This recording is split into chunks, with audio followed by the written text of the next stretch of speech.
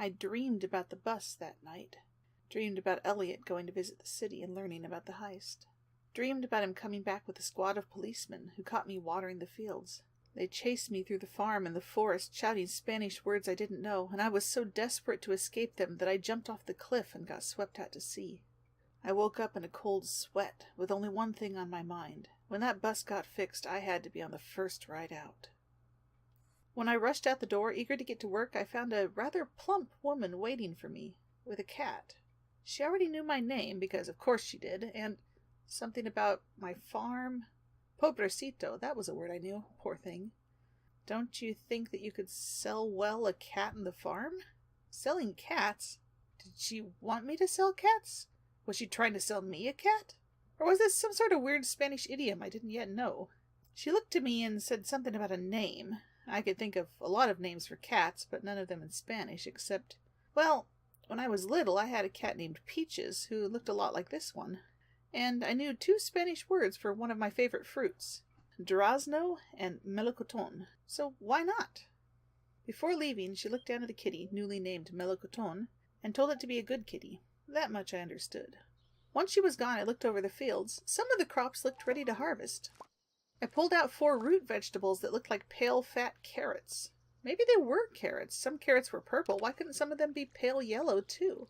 I'd have to keep an ear out for the Spanish word, zanahoria. After watering the plants, I headed for the mailbox. The first piece of mail I opened was some sort of letter from Joja Corp. It made my eyes cross almost immediately, and I put it away. The second, let's see here. I'd like to forgive me for something over the old cabana that you abueloed when we knew? It's a precious little house, but it's possible that something needs more espacio. In this I can help you. Hey, a sentence I could fully understand. Something about materials and pages? I can something your house. The spring expansion that something includes a cocina. With a cocina, something prepare all the receipts?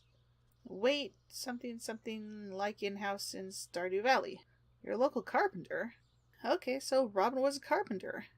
Was he offering to fix up my house? Huh. Well, I suppose I'd meet him sooner or later. I just had to keep from agreeing to something I couldn't pay for. I decided to see how much money I could raise by fishing. I found a plastic garbage bag in the house and lined my backpack with it so the fish wouldn't make too much of a mess. My first efforts garnered more garbage, but then, in the bigger pond, I started to catch fish. I almost got my line stuck in a lily pad a couple times, but other than that, pretty soon I had a backpack full of fish. I headed to the beach to sell them off. Elliot was there on the docks, and his first sentence made me grin, not so much from the content as the fact that I understood every single word. Ah, el aire fresco de este valle es bueno para el cuerpo y la mente. Always gives me energy. Maybe he was talking about the breeze coming in from the sea? Ah, it did feel good. I walked out of the fisherman's shop with just over $8, and that from just a few fish and a clam I'd spotted on the beach. I debated about spending the rest of the afternoon fishing, but I wasn't sure when the guy would close up shop, and I certainly didn't want to keep a bunch of fish overnight. On the way to the general store, I ran into a young woman with bright purple hair. If there's one phrase I'm getting used to, it's La Vieja Granja, the old farm. Other than that, I didn't catch much sense from her words, and she seemed a little annoyed, so I headed on. Something was posted on the bulletin board outside the store. I need, something of anguilla, if it's not much molested. An unmolested anguilla? I had no idea what that was. I sold the pale carrots. Pierre didn't say zanahoria, so I was still at a loss for what they were. Then browsed the seeds for a while, debating what to grow.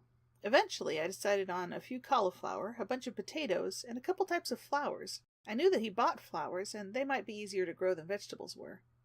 Pierre came out from behind the counter and mentioned something about Joja. It's difficult to compete with his selection of products. Well, I couldn't express my sympathies in words, but I'd seen small towns get wrecked by Joja Mart moving in, so I put on a sympathetic look and nodded. Took a look at the community calendar. Festival of Bones? I really hoped I was recalling the wrong word. Floral dance, that was less ominous. And each birthday had a face. I recognized Haley and the guy with the graying hair, who turned out to be a Mayor Lewis. Getting in good with him could be useful. I resolved to find him a present of some sort. Back at the farm, I planted what I could, watered it all, and then went to town on the stumps I'd left behind the day before. The physical activity chased away my anxieties about the future, at least temporarily. I checked for more cebolletas, but there weren't any new ones big enough to harvest. On the way back, I ran into some sort of fancy wagon pulled by a big purple pig in a hat. There didn't seem to be anybody home, so I filed that away as one more weird thing about this valley, and went home. I planted the one set of wild seeds I'd found and wearily headed inside, my stomach already in knots over the thought of another nightmare. The cat had managed to get inside. I could only imagine that there was a hole somewhere, or an open window that I'd been too busy to notice. And when I petted it, it started to purr. The sound didn't die down as I got into bed, and it lulled me to sleep, melting away my anxieties. That night I dreamed of kittens playing in the branches of a peach tree.